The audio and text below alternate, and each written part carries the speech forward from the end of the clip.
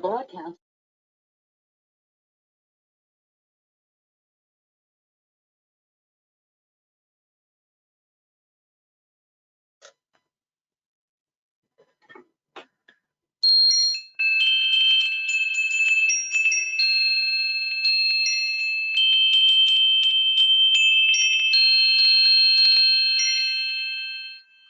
How do you do, ladies and gentlemen? I'm your host, Seth Julian, presenting tonight's discussion on the Russo-Ukrainian War and the affected commodity prices.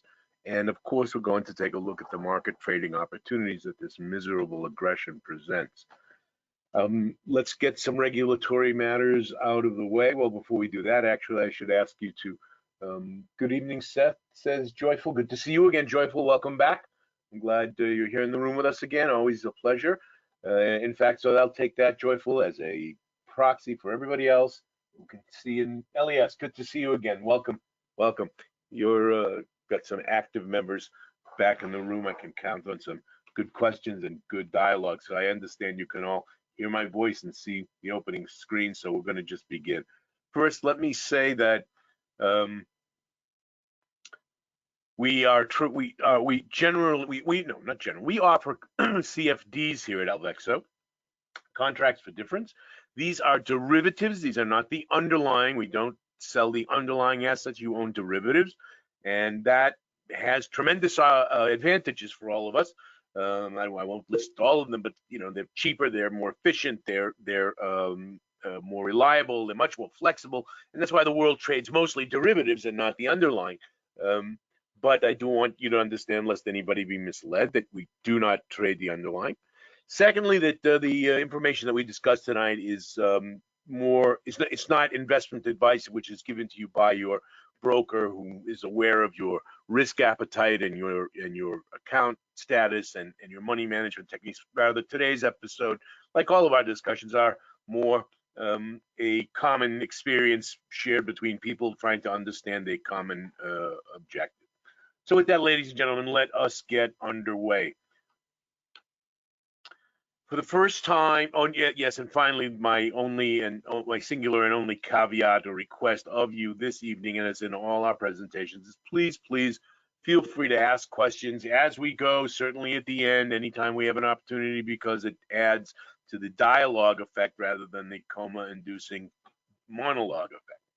So please feel free. Don't feel intimidated or inhibited in any way. We take the questioning process quite seriously, and the only dumb questions are the ones really that aren't asked. So, for the first time in living memory, open warfare between nations has broken out again in the European landmass. And for those thinking, well, it did in the early 90s in Yugoslavia, that was not between nations. That was a civil war where a nation broke up and fought amongst itself. Russia's unprovoked attack on its neighbor and erstwhile satellite state Ukraine has caused tragedy and bloodshed on a scale not seen since the Second World War. While the response of the democracies is less than required to confront the aggressor directly, due almost entirely to the fear of nuclear-armed Russia, the world has aligned to seriously sanction the Russian government and economy. Russia produces only two classes of goods the world buys from it: weapons and commodities.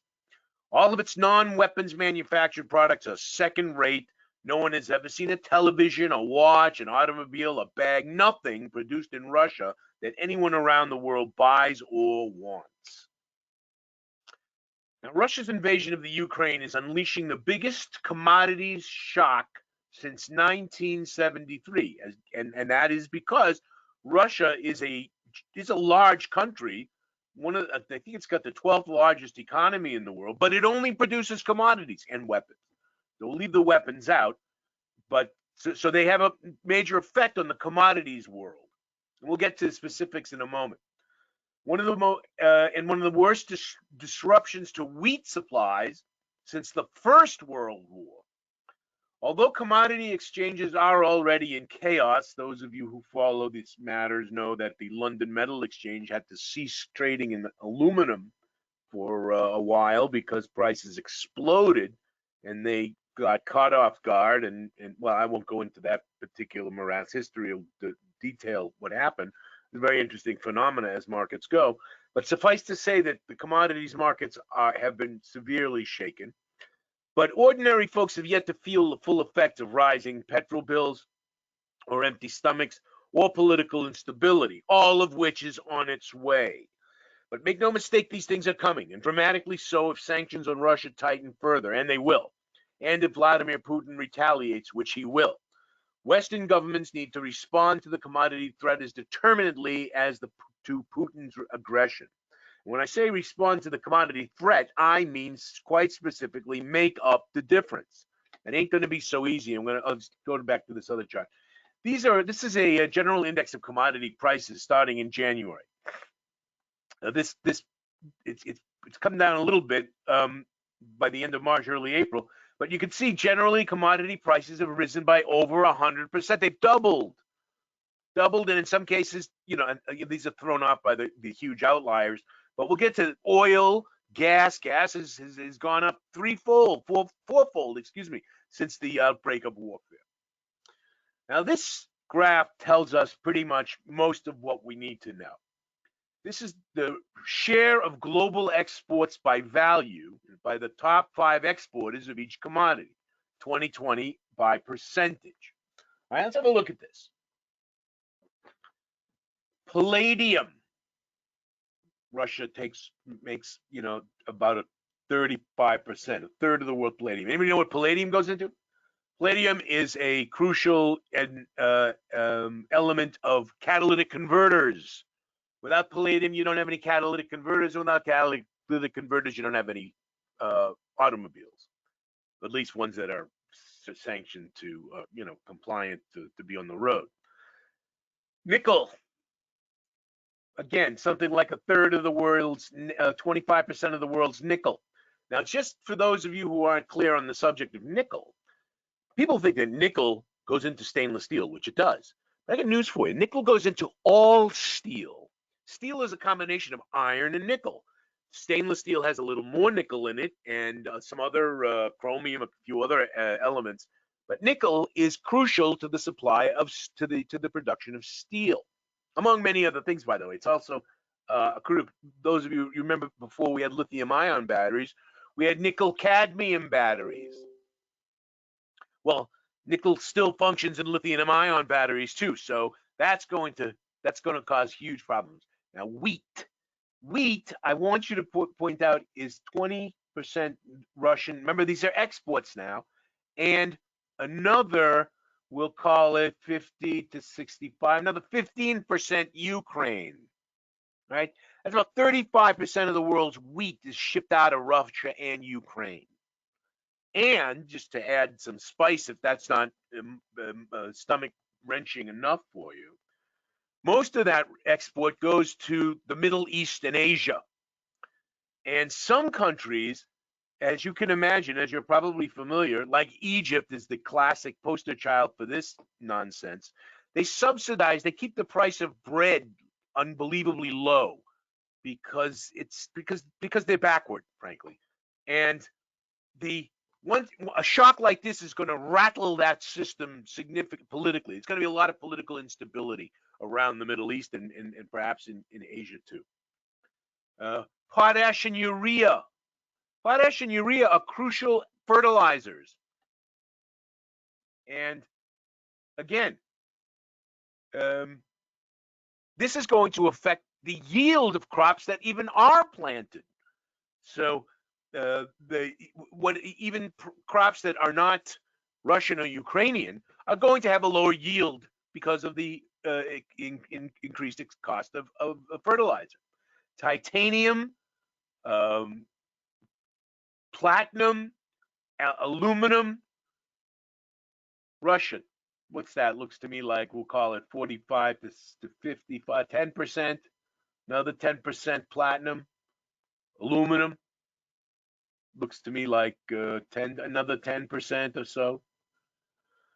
These are seriously important elements in the world's production supply line that are going to be off market. Russia's been pummeled by sanctions, although that's that's debatable how seriously pummeled. Um, you know, Spurbank can't operate in the SWIFT system. Seems to me to be frankly trivial. Putin's two daughters, can't buy luxury goods on the internet. I do, well, I don't want to wax political here. I want to keep this on a trading basis, but it's impossible not to at least recognize the fact that politics play a huge role in the opportunities that are being placed before us. So I'll try to rein myself in. The country's oil and gas majors have been hit. It's been, and of course, those are the usual: Rosneft, Gazprom, Lukoil, has been largely shut out of the global financial system, and many Western firms are pulling out of the country, something like 490 at the last count. But world leaders have remained quiet about its exports of metals and agricultural goods. You haven't seen any sanctions about, the United States has refused to buy Russian oil and gas. They didn't buy any anyway, so it didn't matter. The Germans, however, are not ceasing their purchase of gas, although bless their hearts, the Latvians and the Lithuanians are. And their president, the Lithuanian president, was very vocal about this, and he stands proudly in my eyes. He said quite bluntly that their Russian gas, is being paid for in Ukrainian blood.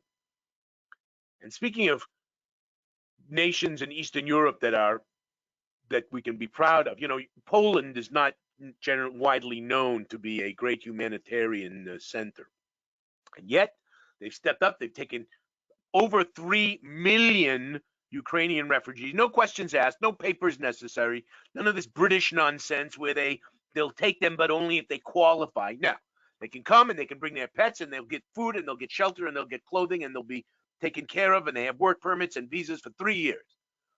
That's extraordinary, extraordinary. And from all nations, the Poles, not generally known for their great humanitarianism. Well, that's changed. They have proven themselves to be great humanitarians. Both were acquired about exports of metal. Expect both categories to be carved out, says Natasha Kaneva, head of commodities research at JP Morgan Chase. Humanitarian considerations, poor countries rely on Russian exports of agricultural produce, make food untouchable, notes the bank. So there are no sanctions against Russian wheat exports. But even in the absence of a full embargo, war-induced disruptions are already threatening food security in vulnerable nations and could hit key European and American industries, from cars to aircraft, already stretched by COVID-19. Keep in mind that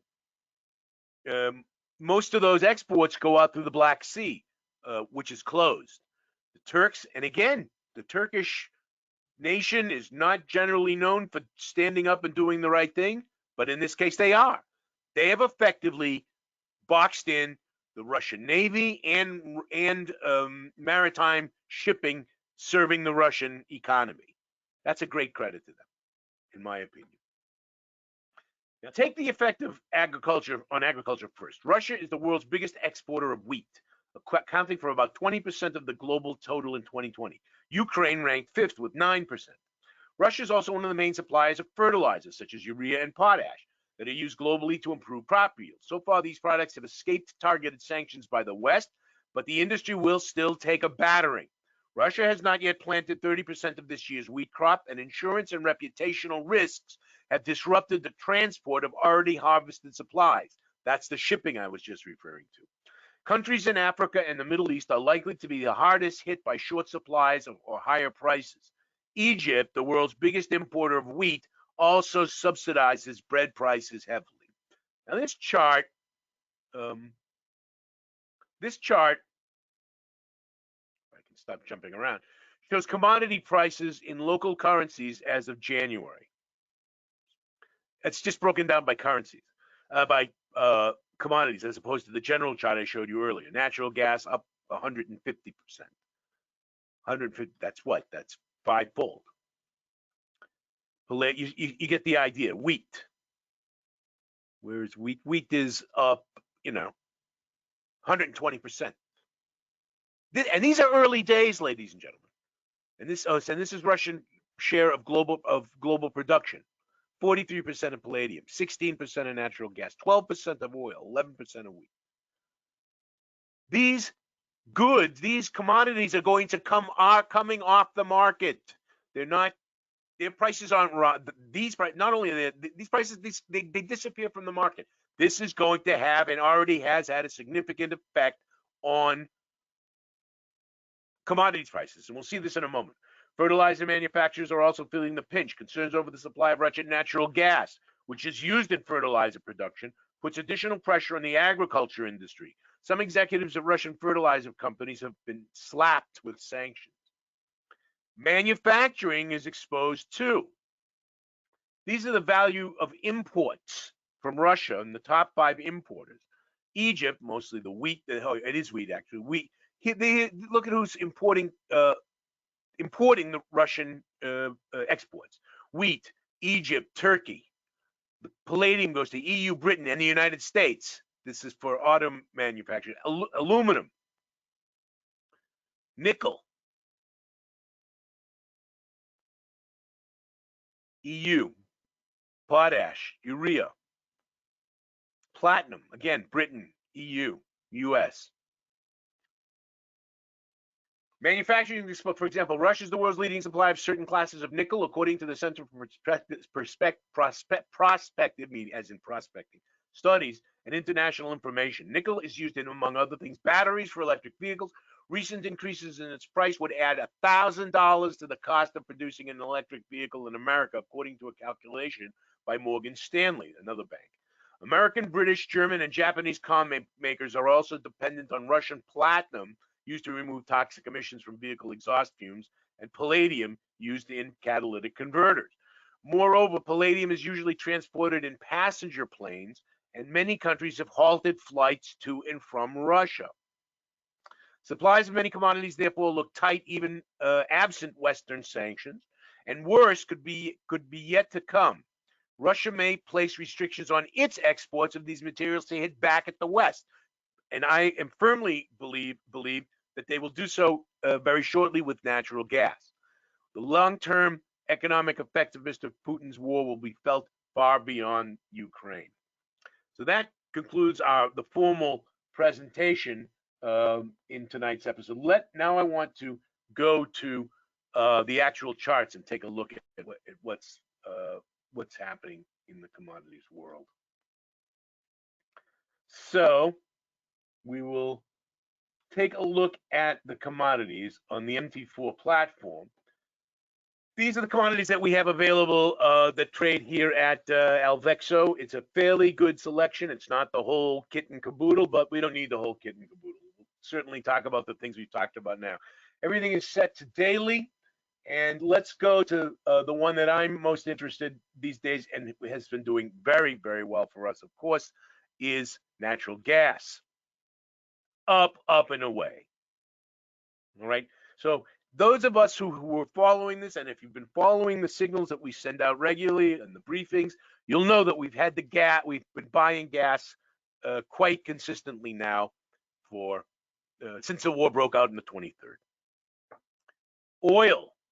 Oil has been going up consistently. It's backed off a little bit, but make no mistake about this. Oil, and this is because, and they're well, let me take a step back. And I just want to point out, just for thoroughness sake, I just want to take a look at the indices, because this makes the point better about the commodities. I'll come back to it in a moment. I'll leave this is the a lot of the indices are doing surprise. This is the Tata. We'll leave that up. That is directly resultant of oil, and that's been a great buy as well. But you'll notice none of the indices have really fallen off that sharply yet. I hasten to use the word yet. The Italians have, the Dow Jones has. You see, it's starting. This is just the beginning of a major sell-off, ladies and gentlemen. The stock markets have not yet gotten hip to it, in my opinion, but we are facing a huge economic earthquake. Prices of these commodities are going up. Interest rates are going up. As the central banks nearly always do, they get it wrong and they get it late. They didn't. They were afraid to raise interest rates, but for fear of damaging the the recovery from the pandemic, so they let inflation run hot, I might say. And that was before the inflation that these charts are going to be causing in the world's economy. And so the combination of the the imminent rise in commodity prices, including the rises that are already taking place, and they're going to go much higher. Doesn't look to me like gas is turning around anytime soon, or oil, or palladium, or any of them. Prices are going to rise. Interest rates are going up. They're going to continue to go up for the rest of the year. This is going to make these assets much more desirable simply from a safe haven point of view, not to mention the fact that the prices are absolutely going to rise. So copper, sugar. Now, sugar and coffee, as you know, has been a great performer for us for some time now because of agricultural conditions in the Arabica growing regions in Brazil and Colombia. But all of the commodities are going to go up because the inflation is going to devalue the currency that most of these commodities are priced in, i.e. the US dollar. In fact, I do want to take a look at one more index that I didn't emphasize when we were looking at indices, and that's the US dollar index. This is not a stock market index. This is an index of US dollar strength. We don't believe that the US dollar is going to continue to strengthen this way forever. In fact, as interest rates rise and as inflation takes hold in America and the economy slows, which it invariably will, I think the US dollar is going to weaken. And that is going to, but well, in the meantime, prices of these, we'll leave that discussion out for the moment. Prices in the commodities world are rising. Now, let's see, we've got a question from OK. Why are commodities not tradable in Alvexo Web Trader? They certainly are. Some of them are off. That's true. Some of them are off. Okay, I'll tell you which one. Wheat is done. Nobody trades wheat anymore. Where's wheat? Here's wheat. Wheat's off the market. Can't trade. Not only by us, by the way. Most of the houses in the world have ceased trading in wheat. You can't trade the ruble anymore in our house and practically around the world. Practically, nobody will transact with you. Ruble trades. So the reason, okay, is just the risk. There's way too much risk. We can't bear it, and we're a humble online brokerage. The giants in our industry also can't bear the risk. It's off the table. But you can trade everything else. Everything else is available. I think also corn might be done for the day by us too. I might be wrong about that. I'm not sure. But I know that wheat and the ruble are off. They're out. But everything else is available. So I hope that's what you're referring to, Oki, because everything else is indeed tradable and some of them are very lucrative. Very, very lucrative. So we expect gas to go up. We expect the oils to go up. We even expect gold to go up because where is gold? Is gold. Dollar gold has held steady now at about 1900. It broke 2000, and we think it's going to go back to 2000. It's still trading above the 200-day moving average, and it's dancing around the 20-day moving average. That makes sense, but it's above the 50-day, and volumes are increasing. So we think gold is going up. Platinum for sure is going to continue to go up. Again, they're not reacting now, and that's what I want to make you aware of. This is an opportunity. My pleasure, Oki. This is an opportunity to buy into this commodity cycle. Now, I've read and I've heard, because I'm I'm an obsessive reader of news and information about the markets, that there are those who say it's too late to get into the commodities cycle upswing. And this upswing has been taking place now for, depending on how you measure, between 2 and 3 years. I say nonsense. You don't have to get in at the beginning nor get out at the very end. You just need to take enough to make some profit anywhere along the trail. And this trail is moving along and it's moving up. So there's lots of opportunities, and you're looking at virtually all of them that we have to offer here at Alvexo. right before your eyes. Look at these charts. Elias has a question. What is some sources you recommend for commodities and relevant trading opportunities because of the war? When you say sources, Elias, do you refer to information sources? What exactly do you refer to, sir? So yes, as information, my most valuable source of information is The Economist. By the way, I did not make reference to this earlier, but here I'll show you right now. In this chart, I sort of skipped over it and I shouldn't have. Here are my principal sources. The Economist of London. This is a very expensive little subscription, but worth every nickel. This is by far and away the best news source on the face of the earth. You read this magazine, this weekly once, and it's on. I haven't gotten the paper. I've had a subscription to this now for about 45 years. But you read this document, and you'll see what these guys are going to be printing in the next day and week.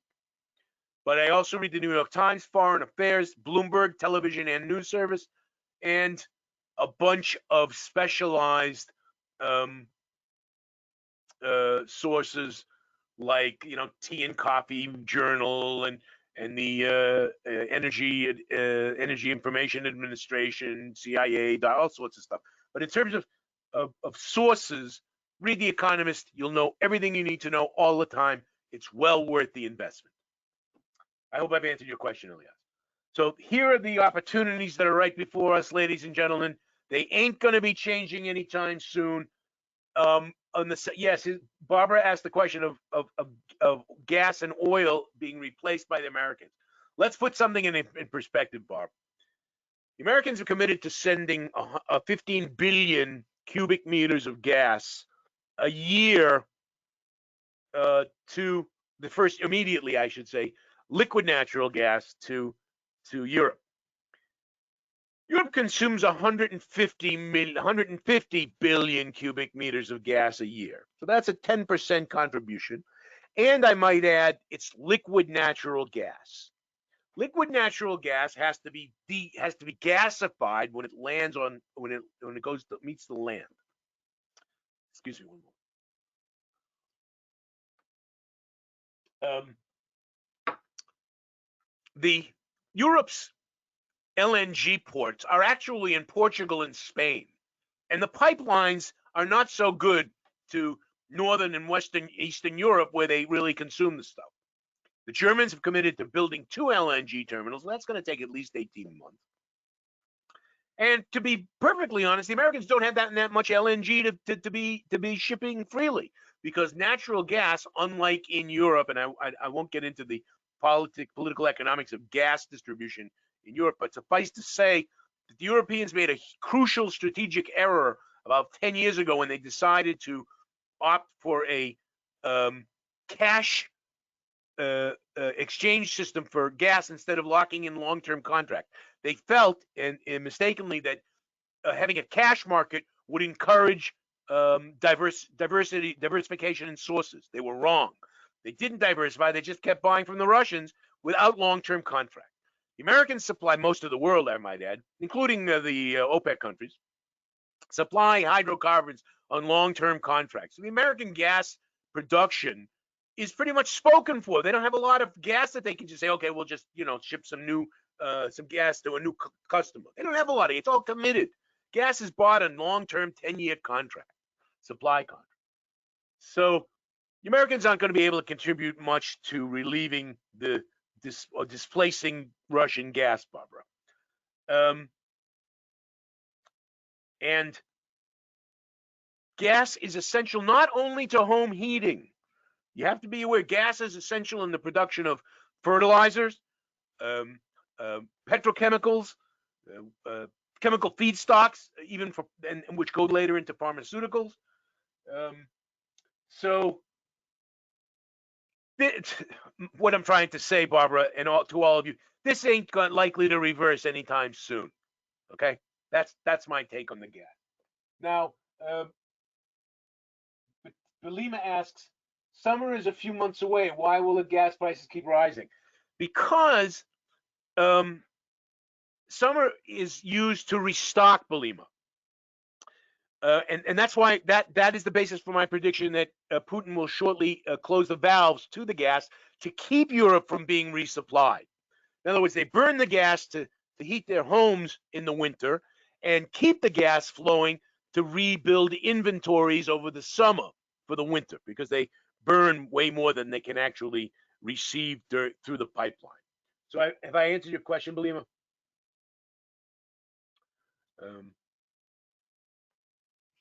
Any other questions, ladies and gentlemen? There's no need to belabor this point. It's a fairly straightforward proposition that I present to you today. The Russians control a lot of resources. They're coming off. They're falling off the market. The dithering about the gas will come to an end as the atrocities in Ukraine become more apparent, and therefore these prices really, in my opinion, can only rise. So, ladies and gentlemen, if there are no more questions, I'm going to bring the session to a close. I want to thank you all for attending and participating. For those of you who have joined us and are looking for a for an online broker, I hope you'll consider us as an online broker.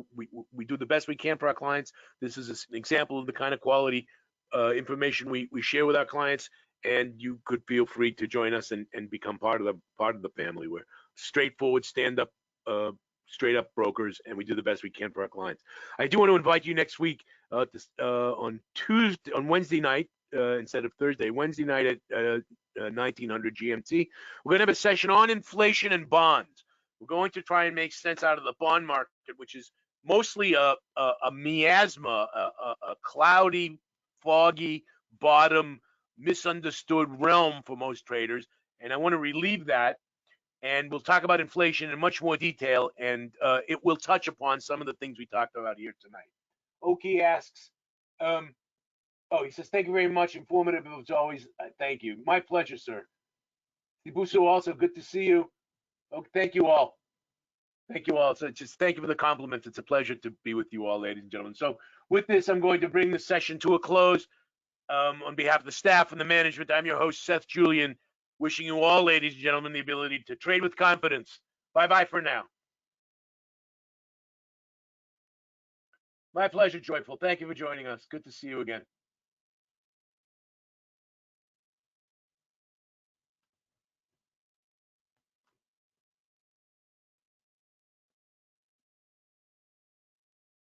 You too, Oki. Thank you.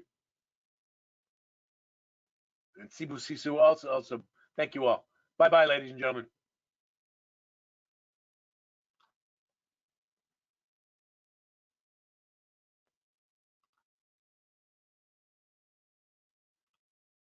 Ah! לא ראיתי אותך. I don't believe. Jesus Christ.